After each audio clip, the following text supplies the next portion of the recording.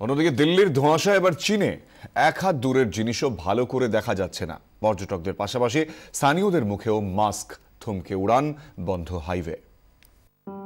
সকাল থেকেই ঘন কুয়াশায় ঢাকা বেজিং, এক হাত দূরের জিনিসও ভালো করে দেখা যাচ্ছে না। আবহাওয়া দপ্তরের দাবি এটা কুয়াশা নয়, ধোঁয়াশা। বাতাসে মিশছে দূষিত কণা, যা PM2.5 নামে পরিচিত।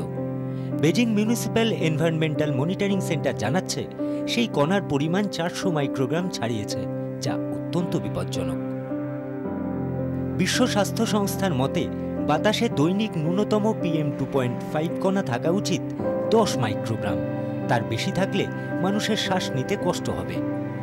শুধু স্থানীয়রাই নয়, নিঃশ্বাস নিতে অস্বস্তির কথা স্বীকার করেছেন পর্যটকরাও। আমরা যারা বেজিং এর বাইরে থেকে এসেছি তাদের খুব কষ্ট হচ্ছে, এত খারাপ লাগছে যে কি বলবো।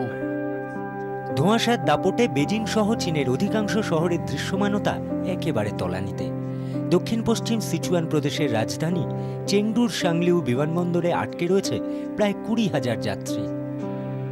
তিয়ানজিন শহরেও বাতাসে দূষণের মাত্রা অস্বাভাবিক বেড়ে যাওয়ায় উদ্বিগ্ন প্রশাসন। বাতিল 10টি উড়ান। সময়সূচিতে রদবদল কমপক্ষে 29টির। দুর্ঘটনা এড়াতে বন্ধ রাখা হয় 19টি হাইওয়ে। চালকদের অতি সতর্ক থাকার পরামর্শ প্রশাসনের পক্ষ থেকে। ব্যুরো রিপোর্ট, 24 ঘন্টা।